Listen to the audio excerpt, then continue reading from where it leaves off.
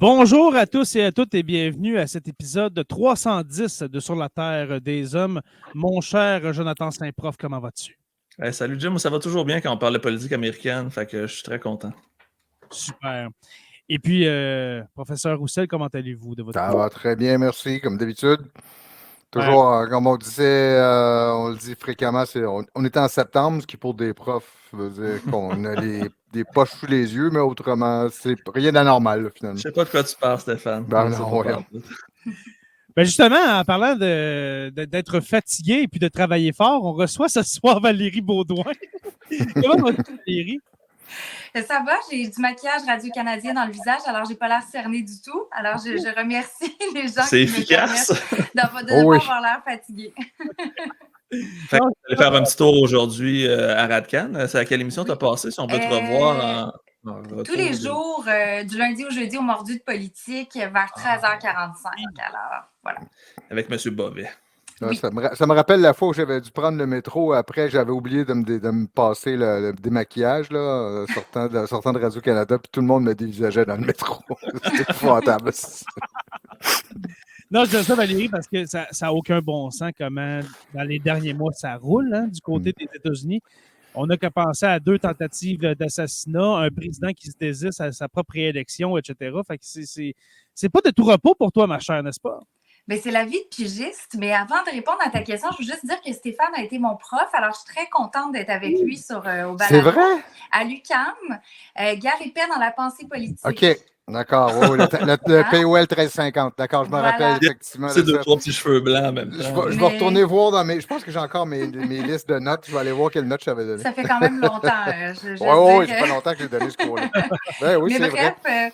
je ferme la parenthèse parce que c'était notre prof préféré, puis je dis pas ça parce que je suis en ligne avec vous. Là. Je vais être sincère. Je suis sincère, puis je faisais un sondage avec ma cohorte. Voilà. Alors, je ferme la parenthèse.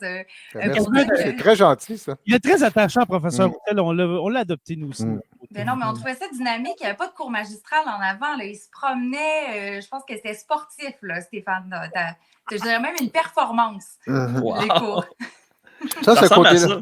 Ça ressemble à ça quand côté-là, il ça fait a pas des épisodes changé. avec nous autres, quand il est en train de nous donner des leçons d'histoire, là, il se donne à fond, puis on voit qu'il a chaud. Puis Des fois, il c'est intéressant. s'en va, puis maintenant, on dit non, c'est pas bien parce qu'on n'entend plus. Sorti de l'écran. Oui. Ah, c'est ça.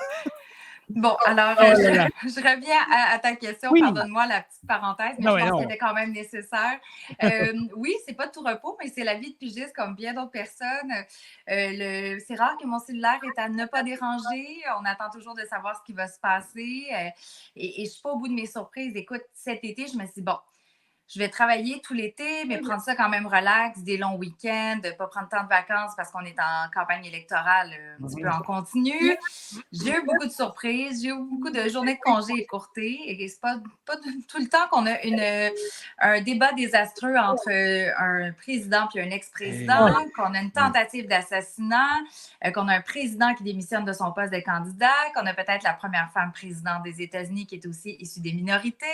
Et là, j'en pense pour à peu près tous les autres détails. Puis avant ça, il y avait les procès donc, de Donald Trump, les décisions de la Cour suprême.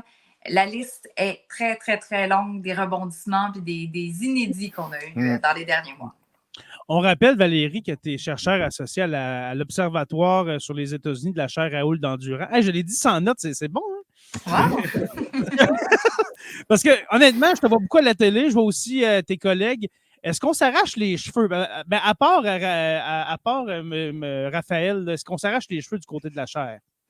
Non, mais je pense pas, parce qu'on est quand même beaucoup en demande, mais on aime ça. Honnêtement, moi, j'en mange la politique américaine. J'adore ça. Je l'ai dit toujours, je l'ai dit dans d'autres balados. Je pourrais ne pas être payée, mais je veux jamais que mes profs, mais mon Dieu, je reviens à Stéphane, mes boss entendent ça parce que j'aime ça. C'est comme, je fais mon travail de rêve. C'est pas, oui, on est fatigué. Oui, il y a des moments où j'aimerais avoir une journée de congé ou un souper avec la famille sans avoir mon téléphone à proximité. Mais de façon générale, on est pas mal tous heureux et heureuses. Oui, il y en a qui ont des charges de cours, que c'est différent. Moi, je suis 100% dans les médias. Donc, toute mon attention est concentrée là-dessus. En fait, Jay, pour te dire, le vrai risque là, dans ces choses-là, c'est quand ça arrête. Le risque, c'est plutôt si le 6 novembre, ça se passe bien, en fait, après les élections, si ça se passe bien, puis si les démocrates sont élus, en fait, le risque, c'est que ça se calme après, puis c'est là que tu pognes un down. C'est que là, tu dis, OK, le téléphone ne sonne plus, j'ai plus la même tension Moi, que d'habitude. je ne vais pas être le défaitiste de la gang, mais ça ne sera pas calme le 6, ni le 30, ni le Probablement 1er pas, janvier. non. Ça ne sera pas calme avant probablement un bon 6 mois, si calme il y a. Le 6 janvier 2025. Retenez cette date. Oui, c'est ça. Il y a plein d'étapes à venir, puis on est vraiment dans le... On ne sait pas ce qui va se passer. On ne sait pas si on va revoir un copier-coller de 2020. Est-ce que ça va prendre encore plusieurs jours à voir les résultats? Est-ce que ça va être contesté? Si Donald Trump ne gagne pas, ma petite boule de cristal me dit que oui. C'est tout ça. Alors, on est un peu à l'affût, puis les gens me disent... J'ai des amis ou des membres de ma famille qui disent « Oh mon Dieu, tu vas avoir hâte au 5 novembre. À partir du lendemain, tu peux respirer. » Puis je suis comme « Non, au contraire. Moi, c'est là le moment où je me dis « Je peux me préparer à tout. » C'est là que le moment historique pourrait se produire pour le meilleur ou pour le pire. Et on a enregistré ta petite phrase, ma boule de cristal me dit que non. On va revenir sur ce petit bout de phrase-là. Oui, parce qu'à la fin, parce qu'on risque de ne pas te revoir avant les élections, parce que déjà, tu es très gentil d'avoir accepté notre invitation. Je ne pense pas qu'en octobre, tu as ben des temps libres. On t'en a pas parlé, mais je ne penserais pas. Non, c'est assez occupé parce qu'il n'y a pas juste les médias, mais il y a aussi beaucoup d'entreprises qui veulent savoir. Donc, je donne des conférences, savoir qu'est-ce qui se passe si c'est Kamala Harris, qu'est-ce qui se passe si c'est Donald Trump, avec tous les tarifs qui sont annoncés, avec plein... Il y a vraiment de l'intérêt de se dire, OK, mais au niveau économique, même au niveau mondial, géopolitique, qu'est-ce qui va se passer si c'est Donald Trump qui revient à la Maison-Blanche? Est-ce que ça va être déstabilisé, les marchés, tout ça? Alors, c'est au-delà même des médias, les gens dans les entreprises au Canada, au Québec, parce que nos économies sont tellement interreliés, sont aussi inquiets. Alors, je te dirais que oui, j'ai un horaire assez chargé. Vous savez, si je peux, je suis là, mais je ne fais pas de promesses. Mais on va te laisser tranquille pour le mois d'octobre, novembre, ma chère. Peut-être en décembre, si ça brasse un petit peu, là, mais tu dis que tu donnes des conférences, tu vas rassurer des gens d'affaires, c'est ça? Ou leur faire peur. Puis présentement, c'est lequel des deux? Ben, c'est de l'incertitude. Alors, j'imagine que moi, je ne suis pas dans le milieu des affaires. Je pense que ce n'est pas une bonne chose de ne pas avoir de certitude. Mais en même temps, c'est de dire aux deux, dans les deux cas, on n'est pas comme les républicains d'antan qui étaient moins protectionnistes, qui étaient pro-libre-échange. Là, on a un peu la même chose sous une forme différente avec, bien sûr, America First, c'est pour les deux. Là. Kamala Harris, Joe Biden, c'était comme ça aussi. Vraiment. Biden a continué le programme protectionniste de Trump. Là, oui. C'est la façon de le faire. T'sais, avec Kamala Harris, c'est prévisible. Ça va se faire par les voies officielles. Il va y avoir des diplomates qui vont se parler. Il y a les homologues qui vont se parler entre les différents ministères. Donald Trump, on se souvient qu'il y avait la politique étrangère à l'époque sur jadis Twitter. C'était du jamais vu.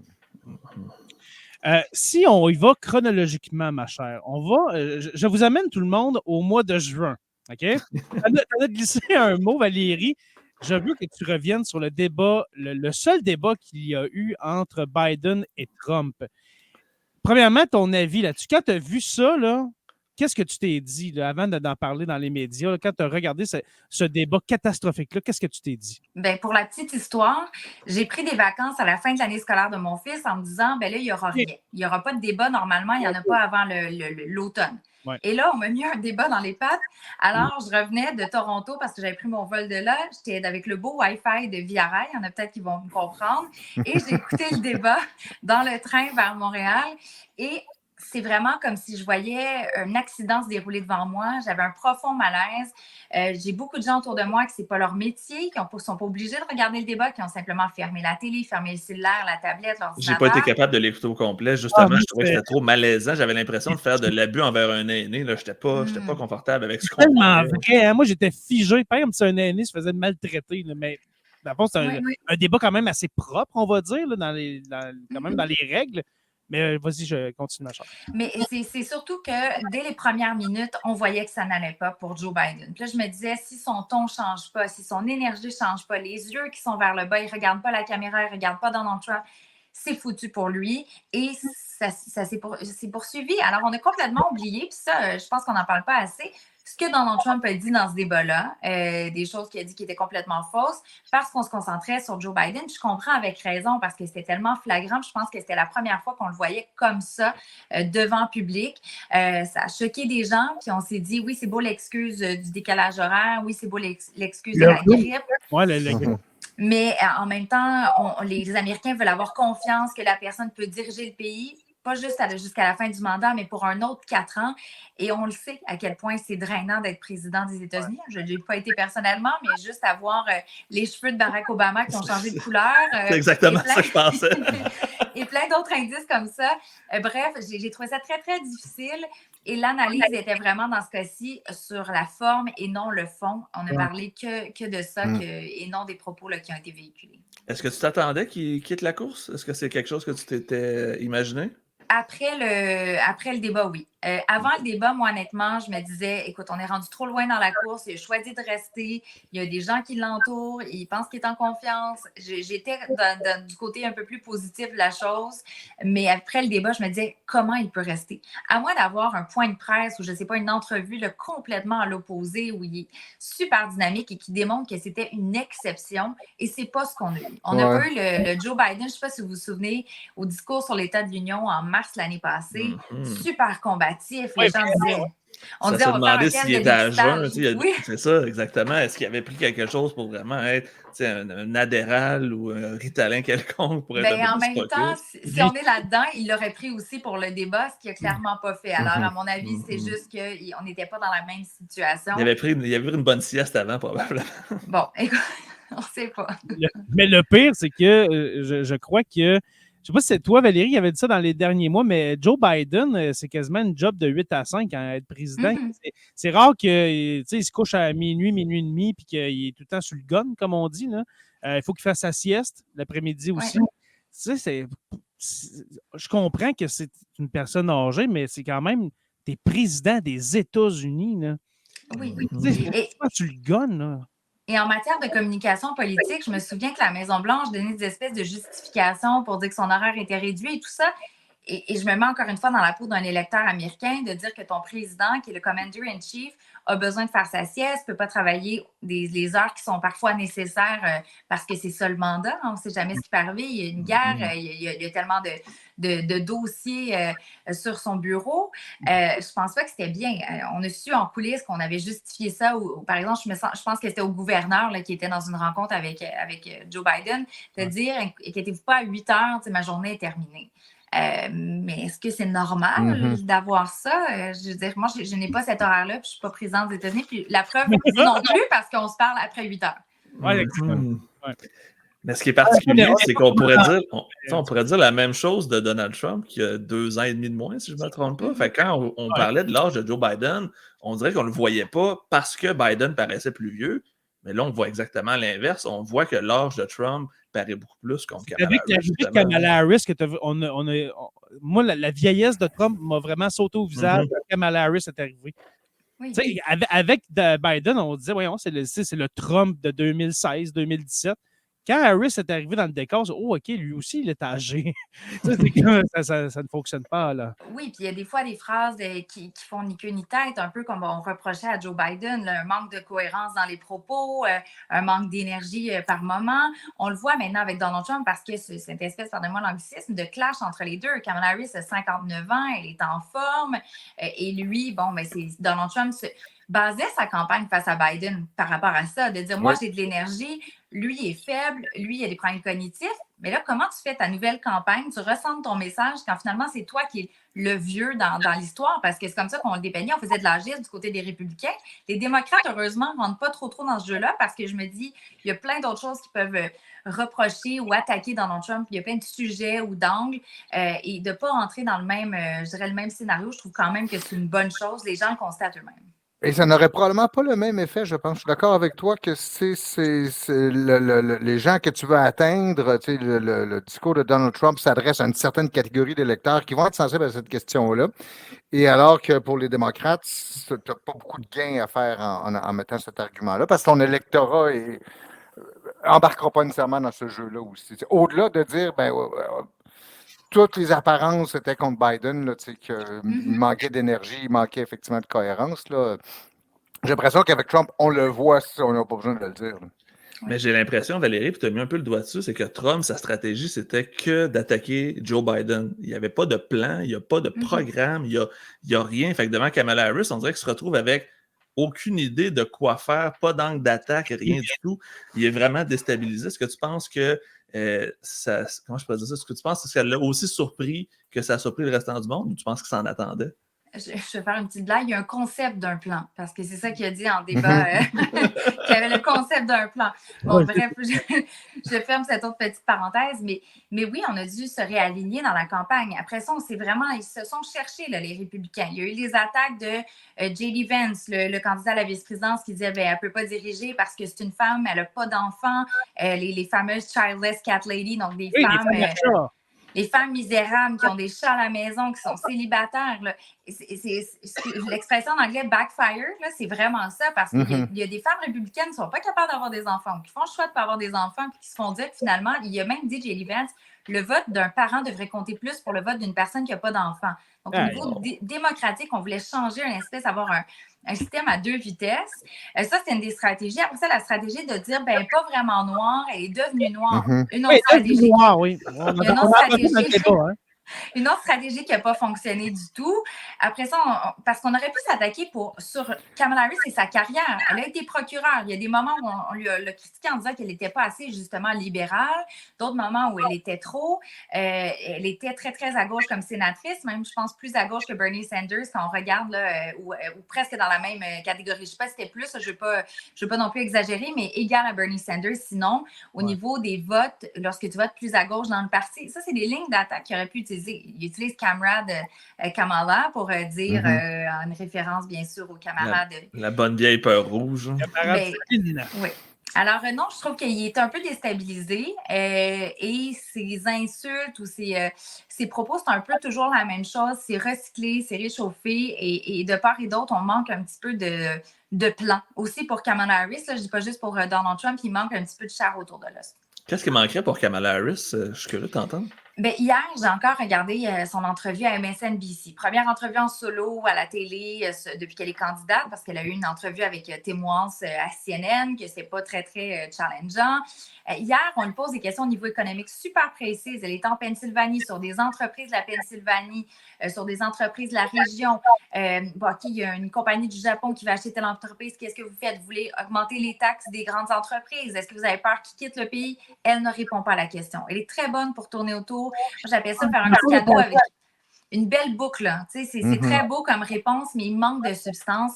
Et il y a beaucoup de gens qui lui reprochent. Est-ce que c'est ce qui va faire que les démocrates ne vont pas voter pour elle? À mon avis, non. Je pense que ce sera la même stratégie jusqu'à l'élection. Mais quand même, je trouve qu'on manque un peu de plan.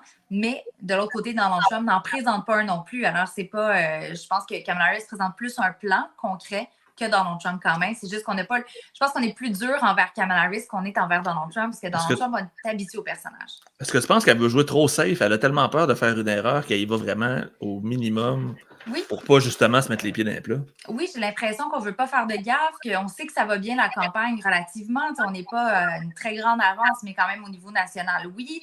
J'ai l'impression qu'on ne veut pas aller trop loin. Puis Kamala Harris, elle est comme ça dans la vie. Il y a beaucoup de réponses un peu plus vaseuses. Il y a des moments où je l'ai trouvée très bonne. Dans le dossier de l'avortement, quand ses réponses hier au débat, j'ai trouvé que là, elle était vraiment excellente. Mais au niveau économique, c'est plus difficile. Elle a moins de réponses avec la profondeur. Mais tu sais, en même temps, Donald Trump, on dit Donald Trump, c'est le candidat de l'économie, mais en même temps, il y a un gars qui a fait 6-7 fois faillite en ayant un casino à son actif. Pour jaser d'économie, j'aimerais ça avoir quelqu'un d'autre. Hein. Mais Kamala Harris, tu as mis le doigt dessus, Valérie, c'est la substance, on dirait, qui manque. Est-ce que tu dirais que, comment je dirais ça, est-ce que tu la vois compétente pour occuper la plus grande fonction de la planète? Oui, absolument. Absolument. Conseiller, etc. Ouais. Oui, parce que, premièrement, être président des États-Unis, tu n'es pas obligé d'être le plus grand spécialiste de l'économie. Tu dois t'entourer d'une équipe qui va être là pour te conseiller. Il y a des gens. C'est sûr que c'est toi le visage. Donc, en campagne électorale, c'est pour ça que je trouve que c'est une faiblesse, parce que tu dois démontrer que tu connais tes dossiers, que tu es bien justement préparé, briefé par ton équipe. Tu dois être capable d'expliquer c'est quoi tes fameuses promesses. Ouais. Mais je pense qu'elle a l'expérience. Elle a de l'expérience comme vice-présidente, de l'expérience à l'international. Elle a de l'expérience comme procureure. C'est quelqu'un qui a un très, très bon CV. J'entendais quelqu'un récemment, puis c'est vrai, son CV, comparativement à Barack Obama, est beaucoup plus étoffé pour Kamala Harris que Barack Obama, qui avait travaillé dans le milieu communautaire puis qui commençait sa carrière comme sénateur. Elle a été sénatrice, elle aussi. Donc, il y a quand même un CV qui est présent. Puis oui, pour moi, elle est compétente. C'est pas parce qu'elle n'a pas des forces dans tous les dossiers. Je pense qu'elle en a. J'imagine que ses connaissances en économie sont beaucoup plus importantes que les miennes. Mais vous comprenez ce que je veux dire? Il reste qu'elle peut s'entourer d'une équipe qui est compétente. Mais on dirait qu'elle n'ose pas, justement, d'en parler pour pas dire quelque chose qu'il faudrait pas. Est-ce que tu penses qu'on est trop sévère avec parce que c'est une femme, justement?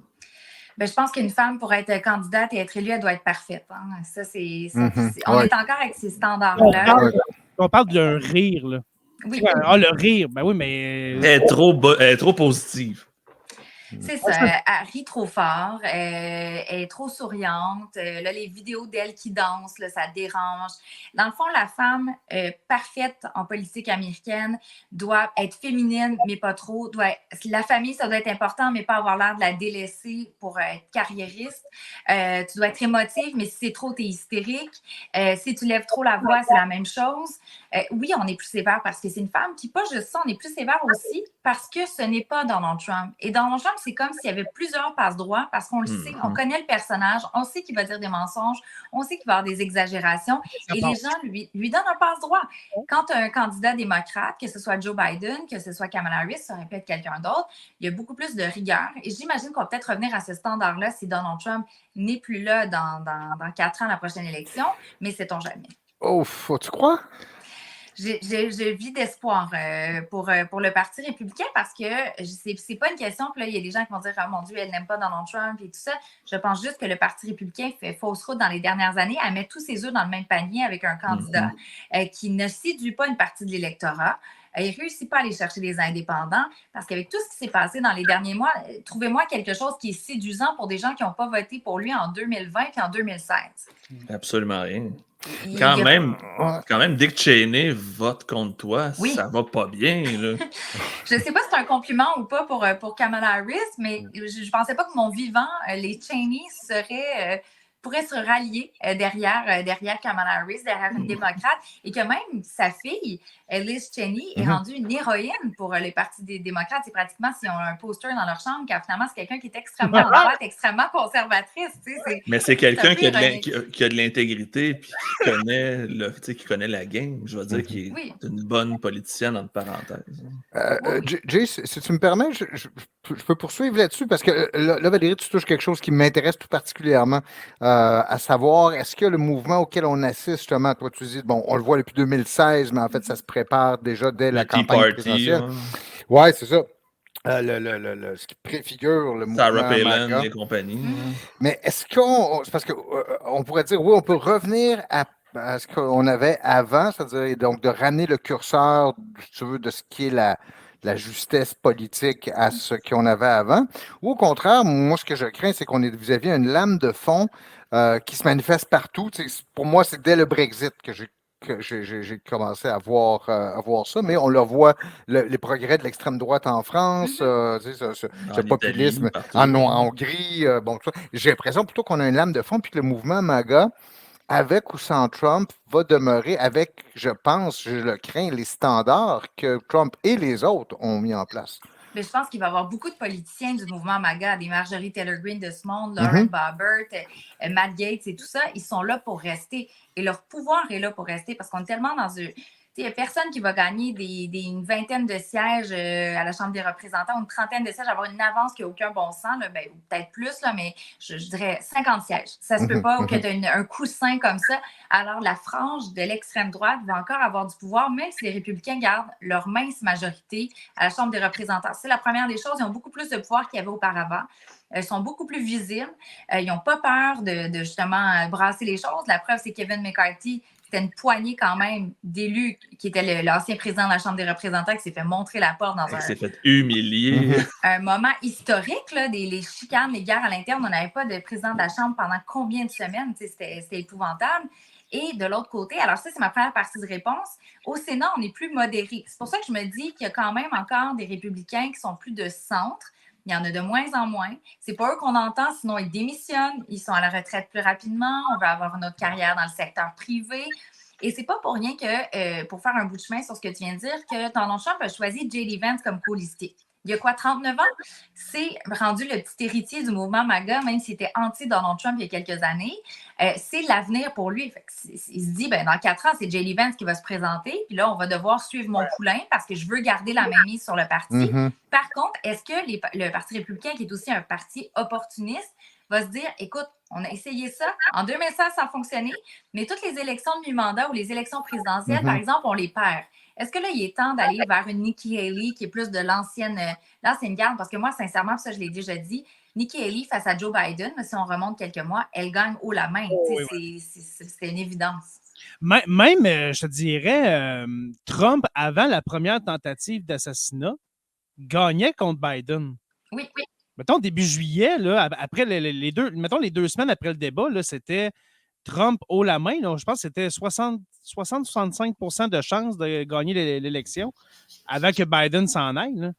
Oui, mais dans les sondages, il faut toujours aussi se rappeler que la base démocrate reste là et la base républicaine reste là. Fait que c'est pour ça que les gens ne voient pas une grosse différence dans les sondages, même si Biden démissionne, même si Kamala Harris performe bien. Ça va rester serré parce que les États-Unis sont polarisés comme ça. Et ça ne sera pas 70% d'un côté, 30% de l'autre. Mais ça n'a pas toujours été comme ça? J'ai l'impression, même Obama, même quand tu avais l'impression au début de vaguelette, ouais. Bien, avant, il y a eu des anciens présidents qui raflaient 49 des 50 États. Là, on en a vu par le passé, mais c'est pas dans l'ère moderne, c'est pas la même chose. Mais l'élection actuelle, les sondeurs du New York Times ont dit quoi? Ils ont dit que c'est la plus serrée de toute l'histoire moderne depuis qu'ils font des sondages. Plus que 2016 avec Hillary Clinton, plus que 2020 face à Joe Biden. Cette élection-là, ça va jouer peut-être par des dizaines de milliers de votes, mais encore une fois, les sondeurs se sont trompés par le passé, donc... Mais celle de 2000 n'était pas piqué des verres non plus, là, quand on devait compter les votes en Floride. Là. Avec Al Gore, ça, je me souviens, en 2000, j'avais 11 ans, puis je me souviens d'avoir écouté ça avec Al Gore. Hey, en parlant d'élections et puis d'État, tout ça, ça vient de me popper. Je pense qu'on va parler tout de suite de ça, justement, les swing states et puis... La carte. La fameuse carte que je regarde à tous les jours. J'avais un petit message. Pardon, j'avais un petit message sur mon cellulaire. Je veux bien voir votre carte alors. C'est la carte de Québec 125 de M. Fournier. Oui, exactement. C'est sûr que sur le cellulaire, peut-être tu la vois un peu petite. Et toi, tu dois être minuscule dans le coin, mais peu importe. Oui, alors merci à Québec 125 /USA pour cette merveilleuse carte qui est à peu près, je vous dirais, aux 2-3 jours. Et mise à jour. Alors là, c'est en date du 23. Fait que demain, sûrement qu'il va y avoir une mise à jour. Mais corrige-moi si je me trompe, Valérie, là, mais tout va se jouer le 5 novembre en Pennsylvanie. Oui, en Pennsylvanie. Ça dépend. Il y a plusieurs calculs mathématiques. Parce que là, sans entrer dans les grands électeurs, c'est pour gagner. Il y a une trentaine de calculs, si je ne me trompe pas, qui sont possibles. Valérie, j'ai passé une journée, là, vous allez me trouver vraiment fou, là. Avec 270 to win. Okay? J'ai passé à peu près 8 heures dernièrement à faire des calculs. Okay? Si le Wisconsin va à Trump, est-ce qu'on peut arranger de quoi en Arizona, tout ça? Et mes calculs m'amènent à la Pennsylvanie. Ça va être do or die pour les deux. Celui qui a la Pennsylvanie va remporter l'élection. Vas-y, je te laisse aller. Mais je ne veux pas te faire de peine, te faire perdu beaucoup d'heures peut-être parce qu'il existe déjà des scénarios qui sont déjà prêts. Si d'accord. Je pourrais te les envoyer, mais j'adore ta démarche très motivée. Mais oui, la Pennsylvanie est clé dans les dernières élections. En 2020, c'est ce qui a permis à Joe Biden, des journées après l'élection, de gagner l'élection.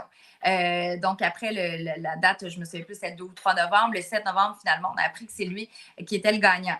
En 2016, Clinton, la nuit aussi, juste avant, on a appris que c'est elle, la nuit après l'élection, que c'est elle qui perdait parce qu'elle avait perdu la Pennsylvanie. Alors, c'est un État qui est important. Par contre, tu peux gagner quand même l'élection si tu as les autres États qu'on appelle du Sun Belt. Il y a différentes compositions. Les États clés, si vous voulez qu'on les nomme là, pour les gens qui s'intéressent, il y en a 7 en ce moment. Il y en avait 6 en début de campagne. Il y en a un 7e qui s'est ajouté. Donc, je vais finir par celui-là. Mais les évidents, le Wisconsin, le Michigan, la Pennsylvanie, la Georgie, l'Arizona, le Nevada et l'autre État qui s'est ajouté, c'est la Caroline du Nord parce qu'on l'a donné à Donald Trump, mais comme les sondages sont plus serrés, c'est un État qui est considéré aussi comme pivot. Donc, si elle gagne les derniers États que j'ai nommés, elle pourrait quand même gagner l'élection.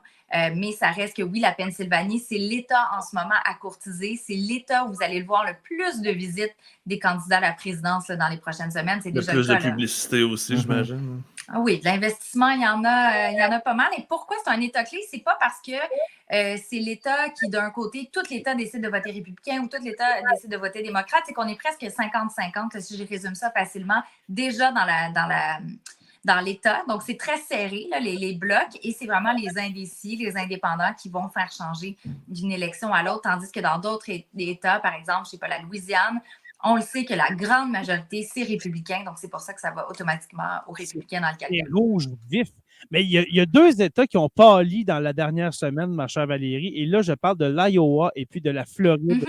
Et puis, sérieusement, maintenant, même le Texas aussi. Même le Texas, c'était un peu pâlotte, là, mais écoutez, il n'y a quasiment aucune chance pour les démocrates. Mais vous voyez que en Iowa, 50% va pour les républicains, puis 44% avec une marge d'erreur de 6 points quand même.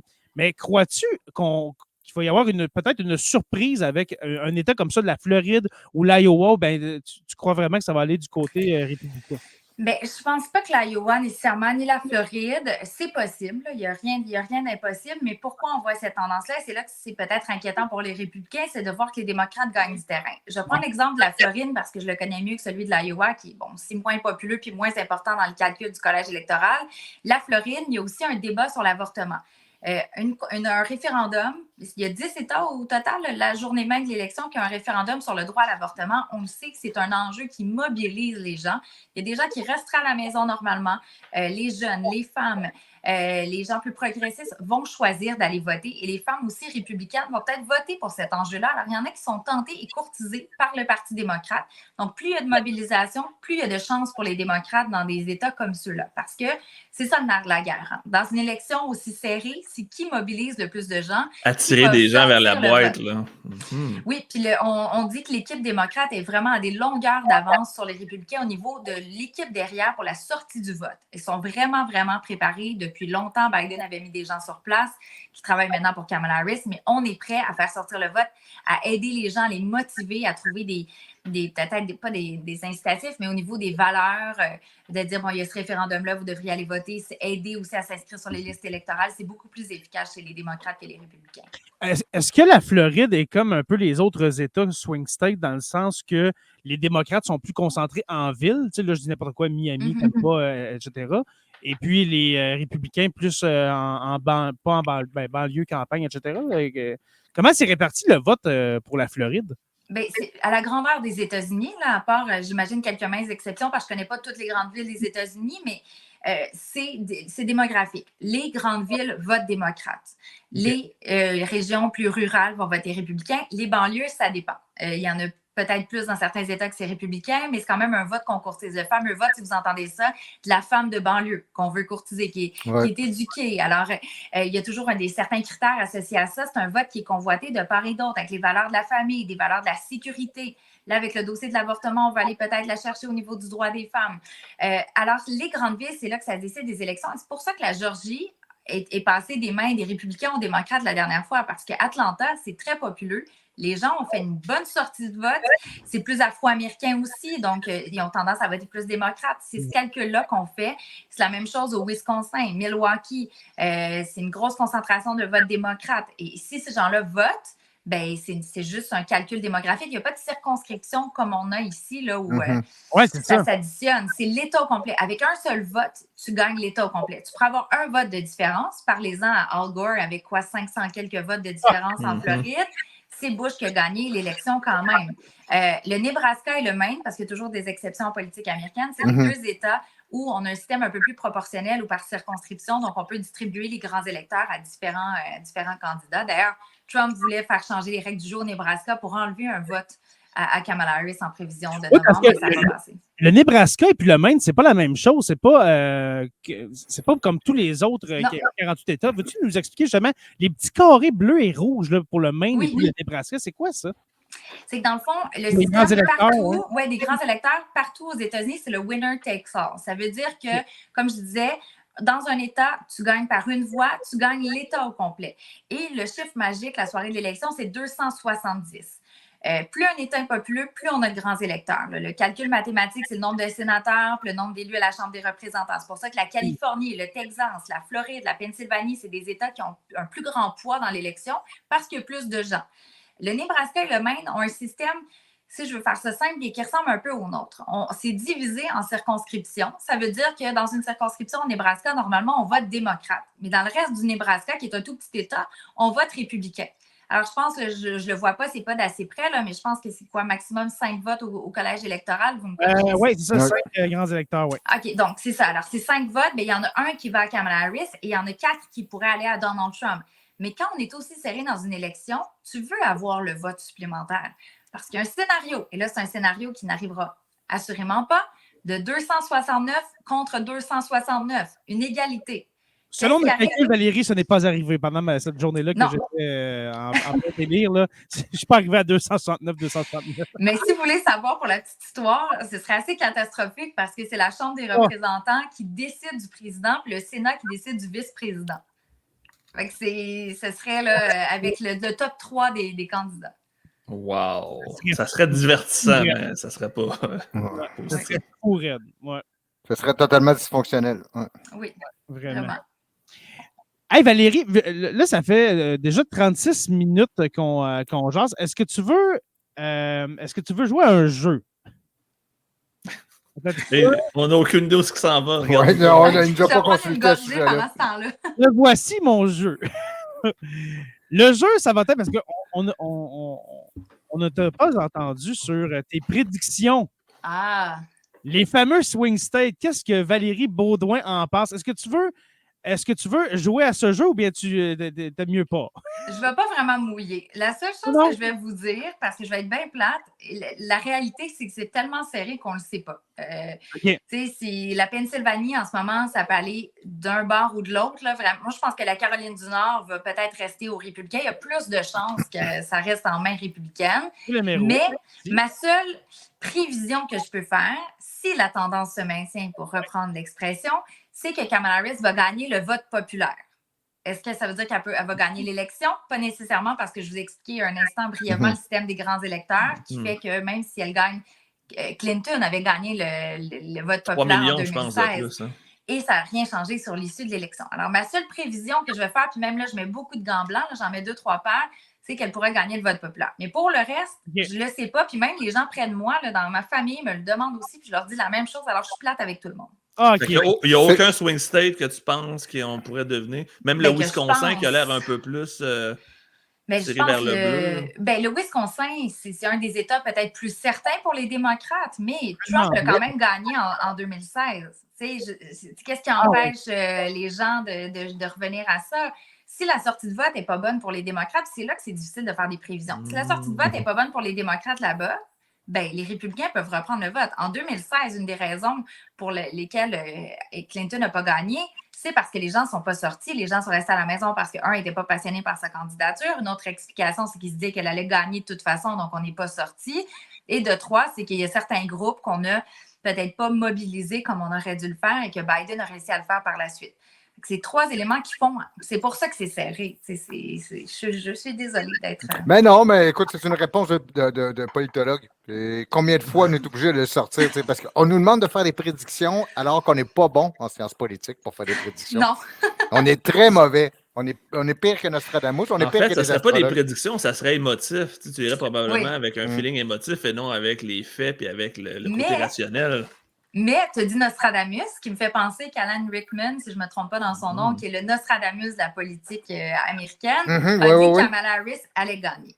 Parce que selon c'est 7 clés, c'est ça? Les 7 ou 9 clés qu'ils utilisent? Je pense que c'est 13, si je ne me trompe pas. C'est 13 critères. Mais je pense qu'il y en a eu 7 ou 8 dans sa liste qui ne sont pas basés, si ça vous intéresse d'en savoir plus, ce n'est pas basé sur des sondages. C'est vraiment des critères sur le charisme, le parti à la Maison-Blanche, comment il a bien performé, politique étrangère, s'il y a des guerres ou non. C'est tous des critères comme ça. Et lui, dans son modèle, a prédit que c'était Kamala Harris. La seule fois où il s'est trompé, c'est Al Gore contre Bush. Mais en même temps, c'était tellement serré qu'est-ce qu'il s'est vraiment trompé? Est-ce que c'est une question de quelques votes? Ça se conteste Bref. encore. Voilà. Est-ce qu'il y a des sites de paris sportifs, un peu comme le hockey, pour prédire les swing states? Parce que voici ma carte. Oui, ça existe pour vrai? Oui, mais pas basé J'essaie aux de trouver ça, États-Unis. ouais. Mais pas basé aux États-Unis, c'est basé, si je ne me trompe pas, à Londres, parce qu'aux États-Unis, on a essayé de faire passer une loi récemment pour pouvoir avoir des paris sportifs sur l'élection. Mais ils se sont dit que les gens qui mettent de l'argent vont peut-être être influencés par leur vote pour pouvoir, Fait que là, ça a commencé à devenir problématique, mais c'est un projet de loi qui était, je pense, il y a 2 semaines dans l'actualité. Fait que c'est une bonne question. Mais oui, c'est possible, c'est juste que c'est pas fait basé par des compagnies qui sont basées aux États-Unis. Ça pourrait être, je ne sais pas si au Canada on peut faire ça, mais par exemple le Canada, l'Angleterre ou autre. Ah, tu vois, j'en ai trouvé un, Jay. Si tu me laisses 2 secondes, je vais l'exposer. C'est un site justement britannique où on est avec les cotes ou les odds en anglais. Et les démocrates sont à moins 125, les républicains à plus de 100. C'est donc bien cool, ça. Donc, un léger avantage sur les démocrates, ce qui veut dire que si tu gages 100 $, tu en gagnes, de mémoire, c'est 75. Tandis que si tu gages sur les républicains, tu doubles ta mise. OK. Je crois. Quelque chose comme ça. On s'en reparle peut-être faire une gageure pour ça. Écoutez, moi, là, sérieusement, écoutez, je remets ma carte, désolé, là. Où est-elle? Où es-tu? Vous la voici. Je crois que ça va ressembler à ça un peu. Et je n'ai aucune preuve scientifique, je ne suis pas un politologue, mais ça va ressembler à ça. C'est tes émotions, Jay, qui ont parlé. C'est tes émotions. Exactement. Oui, je parle avec mes émotions. Le Nevada va aller aux démocrates, l'Arizona va aller aux républicains. Toute la ceinture, comment on l'appelle la ceinture? Rust Belt. Voilà. Minnesota va aller, bien sûr, aux démocrates à cause de Tim Walz. Le Wisconsin, Michigan également. La Géorgie, qui est dans une pub dernièrement, je crois que c'est cette semaine, une pub du côté républicain, qu'on a mélangé la Géorgie américaine et puis la Géorgie. Ouais. Pas du Caucase, mais du. Russe. Ouais, La Géorgie, du sud Caucase, ouais. Au sud de la Russie, oui. Il faut bien connaître. Ah, c'est chez Joe le Prof que j'ai vu ça dans sa page Facebook. Et puis, la Caroline du Nord va aller aux Républicains. Alors, ça va donner un total de 276 pour les démocrates. Merci, bonsoir. Ça va être c'est très plausible, on va le dire comme ça. C'est plausible, mais c'est tellement imprévisible qu'il pourrait arriver exactement l'inverse. Mais voyez-vous, ce qui me rassure, c'est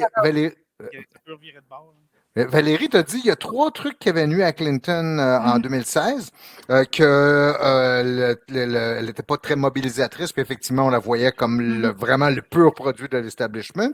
Il n'y avait pas de cause pour mobiliser les gens.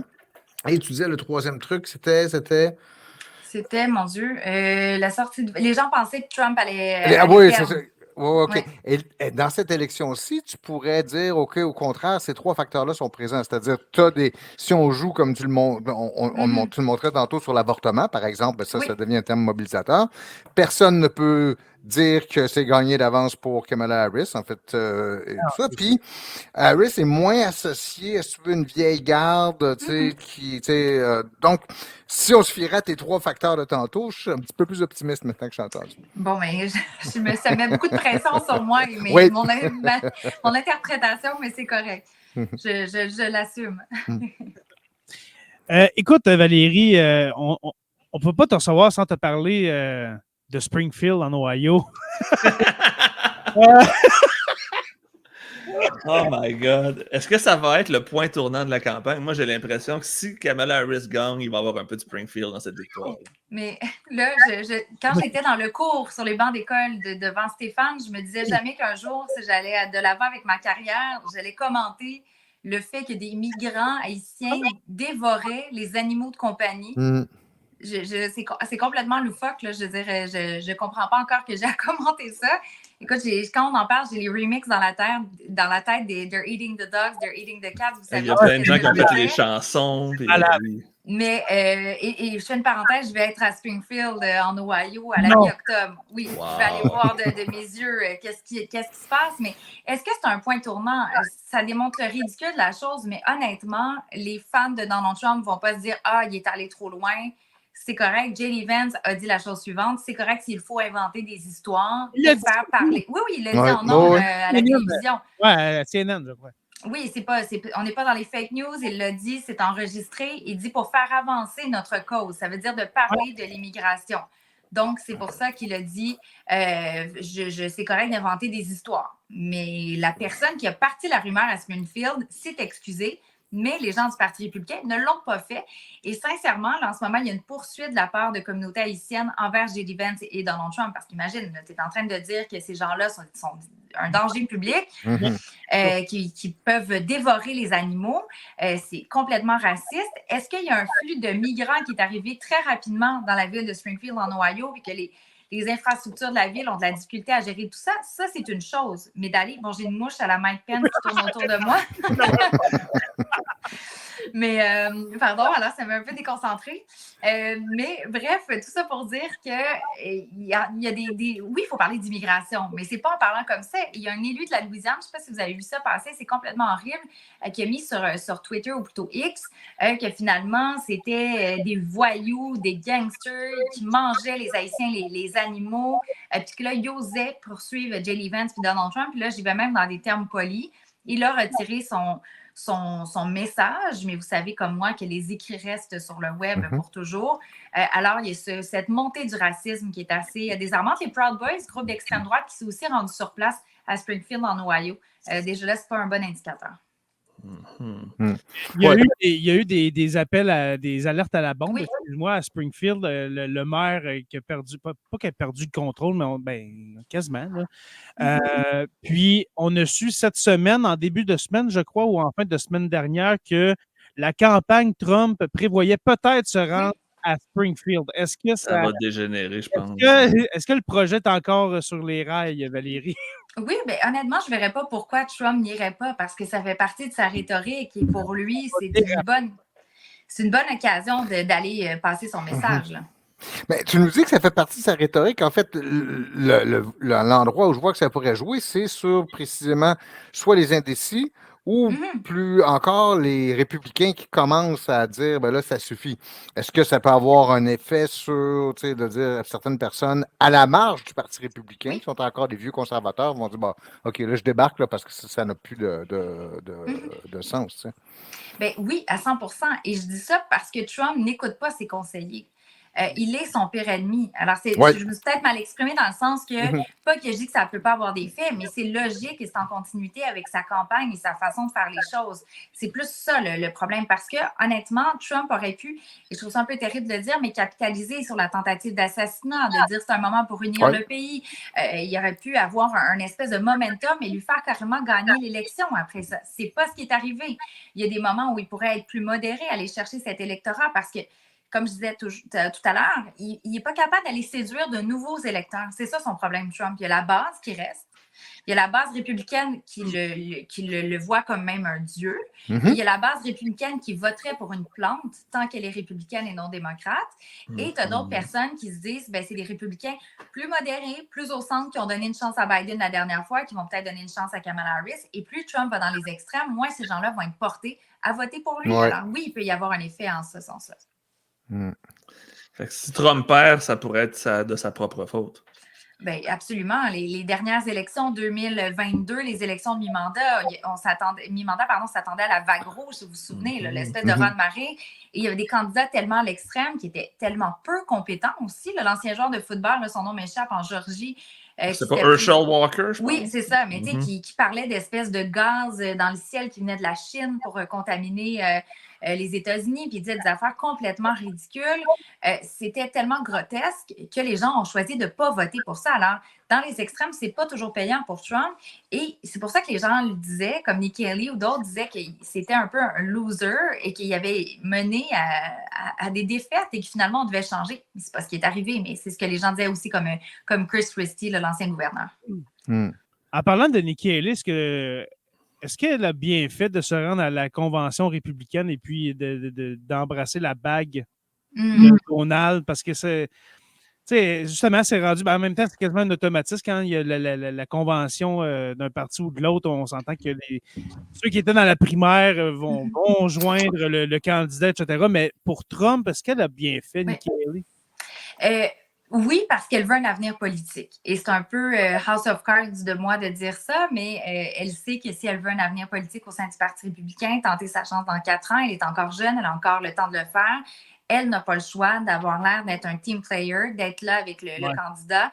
Et parce que ces gens-là, c'est pas tout le monde qui sont des gros fans de Donald Trump, mais à la convention, ils sont là pour, oui, l'acclamer. Ils sont unis comme une grande famille, parfois dysfonctionnelle, mais qui sont derrière leur candidat, pour le meilleur et pour le pire. Nikki Haley, de l'appuyer de cette façon-là, de donner des entrevues pour parler en bien de lui. Je trouve qu'elle est allée peut-être un peu loin. Elle qui, à la fin, le disait que c'était complètement... qu'il allait perdre, qu'il n'y avait aucune chance qu'il puisse gagner. Elle avait d'ailleurs prédit que ce serait Trump contre Harris. Ça faisait partie de ses lignes oui, ben parce qu'elle disait toujours, vous allez voir, si Trump ne sera pas capable de battre Biden, et de toute façon, ce sera Kamala Harris qui va prendre sa place. Donc, ce sera un combat Trump-Harris. Même son slogan, puis moi, je l'ai vu au New Hampshire, j'ai été voir certains de ses discours à Nikki Haley en personne, et elle disait, attention, vous aurez une présidence Harris. C'était comme l'épouvantail de dire que Harris est pire que Biden. Ça faisait partie de ses lignes aussi pour aller chercher de l'électorat. Puis comment tu la qualifierais, Haley? Est-ce que c'est quelqu'un de justement de plus... Ben, c'est sûr que tout le monde est plus modéré qu'un MAGA, là, mais est-ce que éventuellement, en 2028, ça pourrait être une candidate à la succession de Trump? Parce qu'il l'a dit cette semaine, là, en 2028, si je perds en 2024, je ne reviens pas en 2028. Et j'espère, Donald, parce que... Je ne gagerais pas là-dessus. Je ne mettrais pas d'argent sur cette... 83 ans, là, rendu là. Mais admettons qu'il tient sa promesse, parce qu'on s'entend qu'il ou qu'il est en prison. C'est avec un arracheur dedans, là, mais est-ce que ça pourrait être une bonne candidate, Nikki Haley, pour les républicains? Et ça revient un peu à ce qu'on avait comme discussion tantôt, où on n'est pas certain de l'avenir du Parti républicain. S'il décide d'aller avec de la nouveauté, oui, parce que Nikki Haley, c'est pas quelqu'un qui est dans le mouvement MAGA, c'est plus associé aux républicains, à la Bush et autres. Là, c'est le républicain classique, pardon. On dit le républicain de nos pères. Hein, c'est ça l'expression, là, si je traduis directement de l'anglais. Traditionnel, plus interventionniste, plus du libre-échange. Il y a vraiment une espèce de division avec ce qu'on voit dans le mouvement MAGA et le Parti républicain actuel. Donc, ça dépend comment le parti va se transformer. Est-ce que le parti va rester ce qu'il est en ce moment ou est-ce que le parti va se dire hey, nous, on aime mieux gagner que perdre, puis peu importe si avant, on appuyait à 100% ces politiques-là, là, on va avoir quelque chose de différent. Et oui, ils ont plus de chances de gagner avec quelqu'un qui est de ce type-là. À peu près tous les sondages, les modèles le disaient là, de prédiction qu'on faisait des scénarios avec Nikki Haley. Okay. Donc, on pourrait avoir Haley Harris 2028. On pourrait, ça serait intéressant pour la femme politologue ici. Je trouve ça. Deux femmes immigrantes, deux femmes issues de l'immigration, ça pourrait être assez. D'origine indienne aussi, les deux, une à moitié et l'autre aussi de 2 parents indiens. Donc, il y a comme plein de. Ce serait intéressant de les voir débattre. Je pense que Kamala Harris n'aurait pas devant elle le même type d'adversaire que Donald Trump. Ce n'est pas la même stratégie. Donc, on aurait des performances aussi dans les débats qui seraient très, très différentes, peut-être plus riches en contenu. Je fais d'ailleurs une parenthèse, je ne me souviens pas si on veut en parler ou pas, mais il y aura un débat la semaine prochaine, J.D. Vance contre Tim Walz. Oui, c'est exactement là où je voulais aller, les vice-présidents, pour savoir un peu ton avis. Je te devance. Mais ça aussi, ce sera super intéressant parce que les deux ont complètement un style de débat différent. C'est ça mon lien avec Harris et Haley. Mais les vice-présidents, la littérature dit qu'il y a peu d'effets. Sur les candidats, les colistiers sur l'issue de l'élection. Il n'y a pas de certitude et les gens font vraiment un calcul démographique, qui vient de quel milieu, de quel État, est-ce que c'est un État clé? D'habitude, il y a vraiment quand même un calcul derrière ça. Est-ce que dans cette élection-là, ce sera différent? Peut-être. Voici ma petite hypothèse, parce que Tim Walz est arrivé quand même très tard dans le paysage et Kamala Harris aussi. C'est comme si les deux sont arrivés au même moment comme candidats ensemble. Par contre, elle ne l'utilise pas tant que ça. Et les gens qui l'ont vu sur le terrain me disent qu'il est exceptionnel. Donc, elle devrait l'utiliser plus, que ça pourrait être une clé, puis ça pourrait peut-être avoir une influence sur l'élection parce que justement, c'est le démocrate plus modéré, qui a des armes, qui chasse avec ses voisins, qui a été coach de football, prof, qui vient vraiment de la classe moyenne.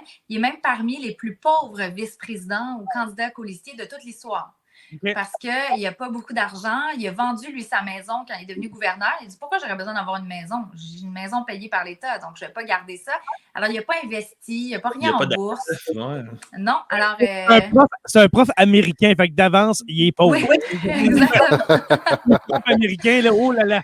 Oui, alors c'est très différent pour les deux, donc on verra les faits, mais je pense qu'Étémoise, on mériterait de le voir un petit peu plus. Justement, ça fait rafraîchissant de voir justement un vice-président comme ça qui a l'air vraiment issu de la classe moyenne, un vrai de la classe moyenne. Tu veux l'avoir comme mon oncle, là. Tu veux faire une bière avec tes moires. Il a l'air sympathique. Ouais. Alors que J.D. Vance est trop semblable à Trump. Il est weird. Il peut pas chercher quelque chose d'autre que Trump. Il n'a pas élargi, le spectre avec son choix. Je sais pas si tu es d'accord, Valérie, mais Vance vient consolider un peu cette base MAGA-là. Puis, de toute façon, là, on pourrait en parler encore 15 minutes parce que j'aurais aimé parler de J.D. Vance et puis de son côté extrêmement, on dit aux États-Unis, weird. Là. Mais vite fait, là, comment ça se fait, Valérie, que J.D. Vance est passé en 2016 d'un anti-Trump à un pro-Trump fini? Je ne comprends pas. Comment que quelqu'un peut diamétralement changer de camp de même? On dirait que ça ne me rentre pas dans la tête. Ça dépend. La justification de J.D. Vance, c'est un peu qu'il a vu la lumière et que là, il a compris finalement, lorsque Trump est devenu président, pourquoi il y avait ces politiques-là, pourquoi ils ont mis de l'avant et que finalement, il était là pour le bien de l'Amérique. Le côté plus cynique de ma réponse pourrait être de dire, il sait que pour avoir une carrière politique qui est florissante à Washington, tu dois te coller sur Donald Trump. C'est comme ça que tu gagnes, c'est comme ça que tu as accès au pouvoir. J.D. Vance, qui est très particulier, je vais être rapide là-dessus, c'est qu'il a un passé encore plus classe ouvrière qu'Étémoise. Il a écrit un livre là-dessus. Il y a un film sur Netflix aussi qui est là, pas que je ne veux pas encourager les gens. Il a passé très, comme on dit dans le milieu de l'enseignement, il y a des roches dans son sac à dos. Là, écoute, c'est terrible. Violence, toxicomanie, pauvreté. Il a réussi à aller à l'université, à Yale, de travailler. Comme son histoire est très inspirante. Alors, s'il avait capitalisé là-dessus, il y aurait beaucoup plus de chances d'avoir une carrière politique plus grande, de lui un jour être président des États-Unis aussi. Mais finalement, le fait qu'il s'est mis avec le mouvement MAGA, j'ai l'impression que ça le restreint, ça le met dans une petite boîte comme la boîte de Trump et non d'élargir les horizons et d'aller inspirer des gens par son passé. Parce que je pense pas qu'il va être capable d'inspirer après Trump. Sa carrière va finir en même temps que celle de Trump, je pense. Oui, je vois pas comment qu'il pourrait se présenter en 2028. C'est pire que Trump, Vance. Comment? Ou juste si Trump meurt en poste puis qu'il devient président. C'est une possibilité, ça aussi. Hein? Je ne sais pas si vous aviez vu la fameuse entrevue devant des journalistes noirs où ils ont demandé est-ce que J.D. Vance est prêt le jour 1. C'est la même entrevue où Trump avait dit que Kamala Harris est devenue noire. Plus tard, on lui a demandé au début est-ce que J.D. Vance est prêt le jour 1? Il dit c'est pas important. Il dit de toute façon, on n'en parle pas des vice-présidents. Alors tout ça, ça voulait tout dire, cette réponse-là. Oui. Mais J.D. Vance, il a fait une conversion tardive aux Trumpistes et qui se retrouvait comme Joe, tu le suggérais, comme dans le poste de président. Est-ce que l'ancien J.D. Vance ne reviendrait pas maintenant qu'il est libéré de la présence du parrain? Tu sais?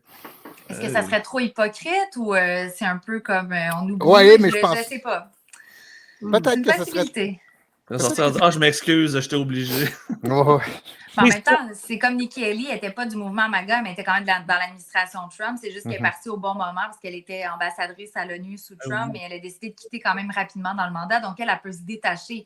J.D. Vance, qui est là 4 ans avec lui, puis qui est là, oui, monsieur, en arrière à chaque fois, c'est peut-être plus difficile, mais en même temps, si les gens voient que c'est en lui un gagnant puis qu'il est plus modéré, c'est une possibilité. Il me fait penser à Smithers dans Simpsons, avec Monsieur Burns. Écoutez, les amis, on va arrêter ça là. Il est exactement 9h01 et puis j'avais promis à Valérie 9h02. 9h04, le temps que je te dise. Parce que Valérie, je veux te remercier. Je continuerai encore une heure, mais on s'en reparlera en décembre. C'est pas comme s'il n'y avait pas l'opportunité de reparler d'autres sujets. On s'en reparlera un jour, OK? Si la Terre n'explose pas. Je commence à être fatigué. Merci beaucoup, Valérie Beaudoin, d'avoir accepté. C'était savoureux, encore une fois. Merci beaucoup. Merci beaucoup. Merci beaucoup. Ouais, merci. Très, très apprécié, franchement. Là. Et puis, je crois que les membres Patreon...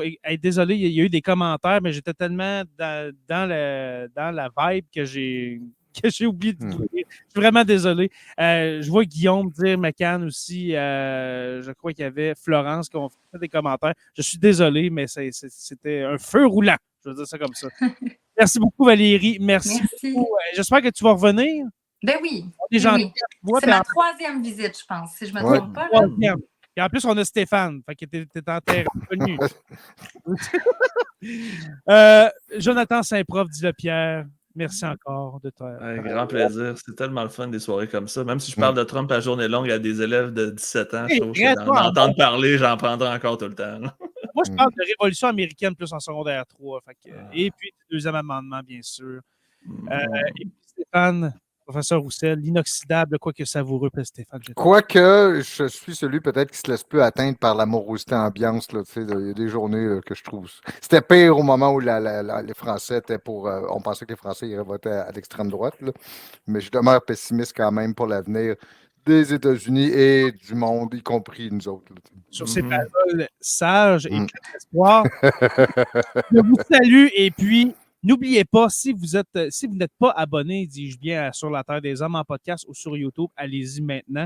On est disponible sur toutes les plateformes, Apple Podcasts, Spotify, Balado Québec, etc. Merci à nos membres Patreon, les curieux stagiaires, historiens, érudits, nos 3 orateurs maintenant, Construction avec un S, Rivard de Rouyn-Noranda, Miel Abitémis, et puis Crobette de l'île Bizarre, qui depuis le débat, essaie d'éloigner les migrants de leur porte parce qu'ils cherchent à manger des pires.